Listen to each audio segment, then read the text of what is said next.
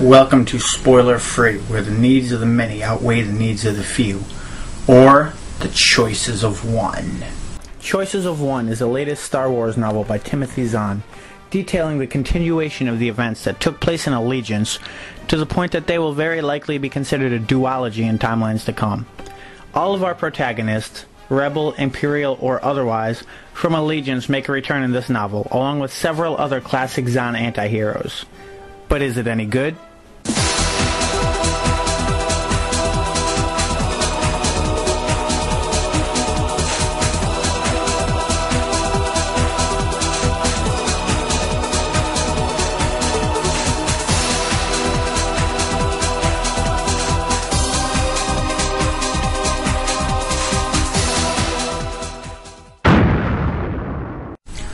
Why is it that I can't seem to enjoy most Star Wars new releases now?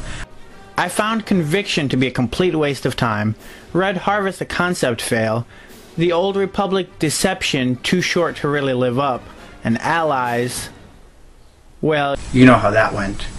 Yet other times, such as with Allegiance or Backlash, I can give myself completely into the story as though glaring flaws are not there at all. That, or I give way too much credit to other people's opinions of books that I enjoyed. I loved Allegiance, so I suppose those of you without the foresight granted by Chiss logic or the dark side of the Force might be asking where Choices of One falls on this sliding scale of love and contempt. For those who haven't read it, Timothy Zahn's Allegiance was about Mara Jade, who uses her authority as the Emperor's hand as well as her skills, which are just barely believable enough to be badass, to infiltrate a pirate base, which leads to events that allow our favorite rebel leaders to escape from under Darth Vader's nose, as well as ensuring the failed careers of several notable figures from Star Wars history. Throughout the novel, she tries on different spy outfits, giving readers a chance to picture her in everything other than a French maid outfit. There was more to Allegiance than Mara, though, Eurus. Duh. Insolent worm! Therein lies the problem, though. There's another group of main characters in Allegiance and Choices of One, the renegade stormtroopers who call themselves the Hand of Justice and fancy themselves superheroes. The problem with these characters is that they are entirely interchangeable. They lack a physical description, and even they can't remember the others' first names. In the first novel, at least they bicker illogically, and Choices of One, no. At least the Ninja Turtles wore masks and used different weapons to complement their different skill sets. Here, we barely get the latter, and these characters feature heavily into Mara's plot, weighing it down and keeping the two storylines as one.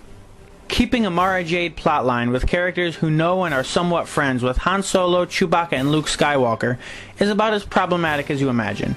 It involves a lot of assumptions, like whether or not Skywalker is a common name, and close calls that are getting less and less well written the more often Mara and Luke almost meet. Oh, and there's another story. One that's completely unrelated other than having to do with climaxes that don't come together nearly as well as the traditional EU format. Speaking of traditional EU, I should mention that my fellow Chiss, Mi Farò Nuruodo, borrows from a tactic used in the Thrawn trilogy. This really makes me wonder if Timothy Zahn's creativity in the Star Wars department is running out. It doesn't help that the least interesting subplot of this novel exists only to please fans of the most interesting subplot of Zahn's worst received Star Wars novel.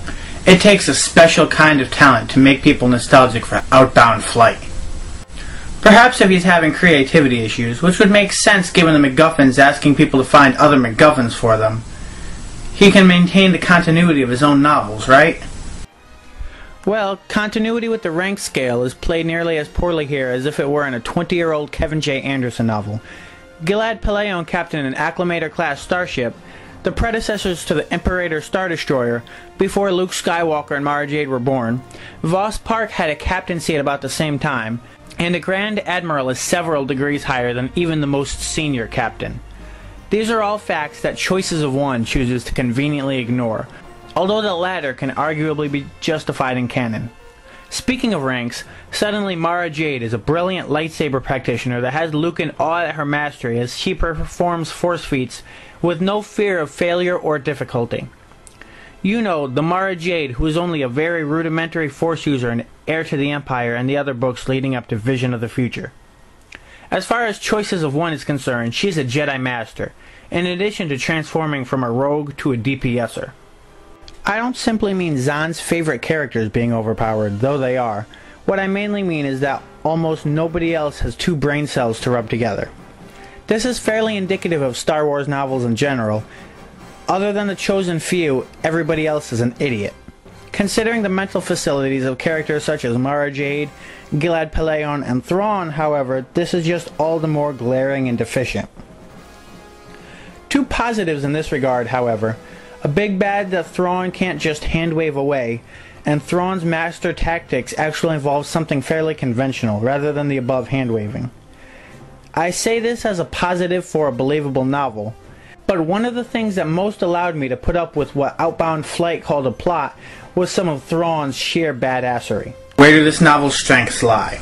Well, it establishes a nemesis for Thrawn, a tactical and strategic expert who may be Thrawn's equal on a fair battlefield.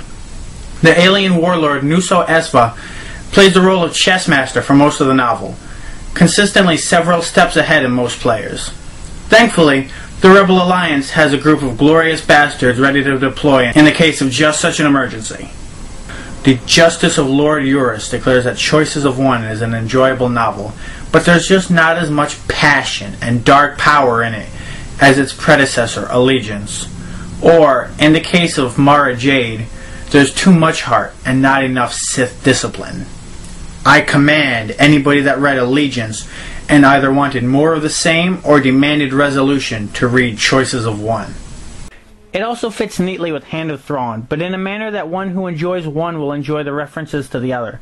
Not enough to recommend based on links between duologies alone. This novel stands, or falls down, based on your interest in continuing or duplicating the story of Allegiance. This is Lord Eurus, reminding you that disappointment is not a path to mastery of the dark side, except in rare cases.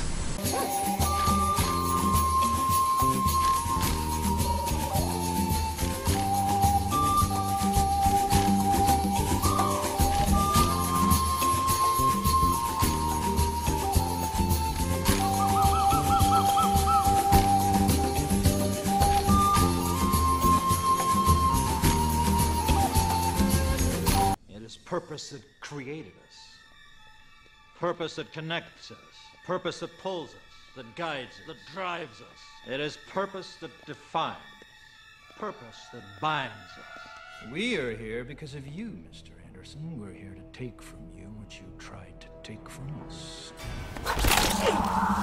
Purpose.